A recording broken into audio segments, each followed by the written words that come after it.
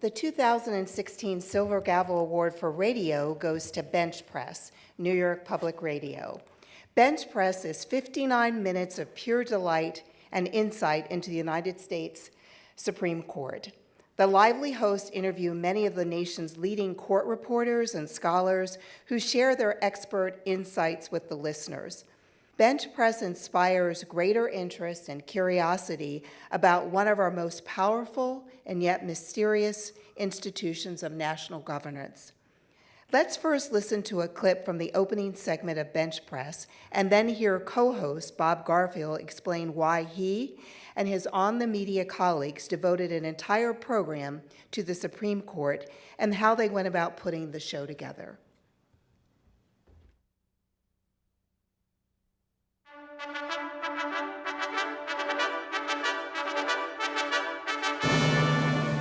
From WNYC in New York, this is On the Media. I'm Brooke Gladstone.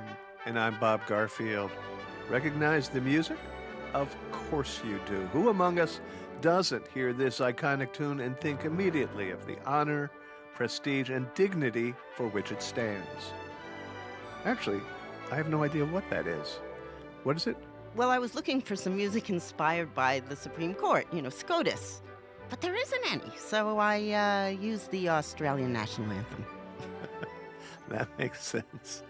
The new term of the Supreme Court started, as it does every year, on the first Monday of October. At a time when our president appears on podcasts and legislators live tweet, the 9 justices of the Supreme Court operate in intentional obscurity.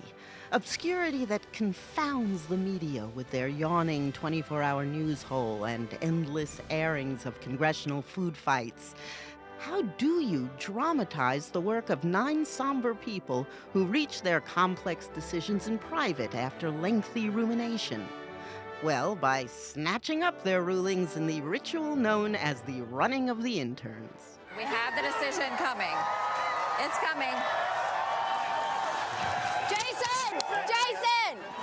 Is it a large one here? Here you go. Okay, so we've got it. And yet, for all we don't know, we know they are important, serving for life and issuing decisions that have the potential to change the nation. And so, on this special hour of On the Media, we're going to peer past the Corinthian columns, over the bench, and into the inner workings of the highest court in the land.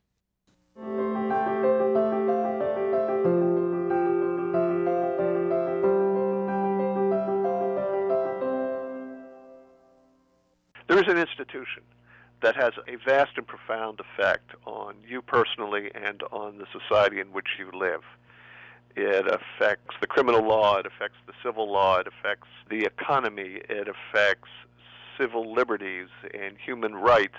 It affects granular details about how the mechanism of government works that you're probably not even aware take place. It is a big, hairy deal, and yet we know so little about it.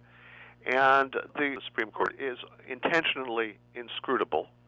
That is its tradition. And as a consequence, I think the American public has looked at the decisions issued by the court as having taken place in some sort of a mysterious college of cardinals where a decision is rendered and we have no idea how it got there or very little. And the idea in Bench Press is to demystify the process and to explain what the various forces are at play in getting to the decisions that live often for generations in the law. So to the extent the American public has a better idea of where this stuff comes from, I think that can only be good. I think we're just doing our job of trying to make people more aware of what goes on to create the news that they're consuming. And even things that we take extremely seriously, we try not to take ourselves too seriously in addressing. We want the shows to be provocative. We also want it to be listenable. And part of the process is expressing our personalities as hosts and as an institution.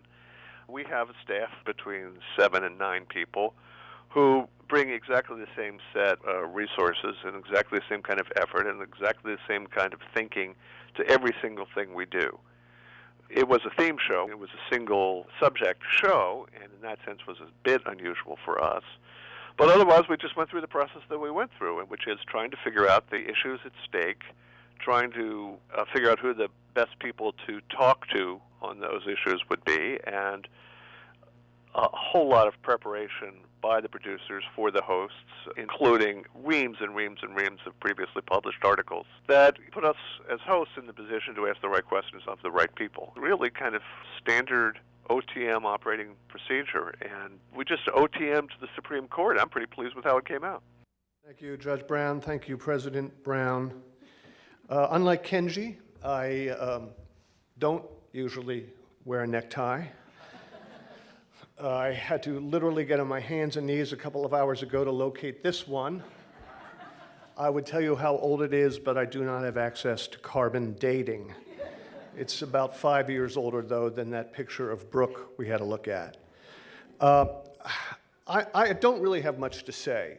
Clearly, the Supreme Court is one of the three major governmental institutions that we have, and it is so inscrutable. We think it should be scrutable. We think it should be super scrutable, and yet so much that happens there is bathed in mystery, kind of Byzantine mystery. And we just did the best we could to shed light on not only the court's operations, but on its relationship with the media that tries hard, but perhaps not hard enough to cover it. It's also obvious how you cannot underestimate the significance of the court, even though, I'm guessing that probably most of you here know how many pretend home runs Giancarlo Stanton hit last night in the All-Star Game Home Run Derby, and yet 61 is correct. The questions get a lot more difficult during the lightning round, however. But something on the order of 90% of the American public cannot name a single Supreme Court justice, which is simply bananas. We have an entire rather insane and hideous presidential campaign going on, the results of which will actually affect one thing more than anything else, and that is the appointments in the judiciary.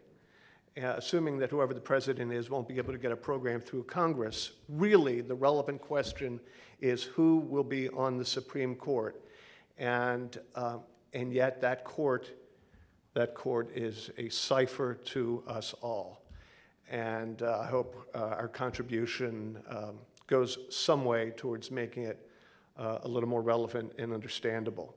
On behalf of On the Media, on behalf of Brooke and Katya Rogers, our executive producer, our entire set of producers, including Alana Casanova-Burgess, who really was the brains behind this operation, endless gratitude. Thank you all very, very much. Thank you.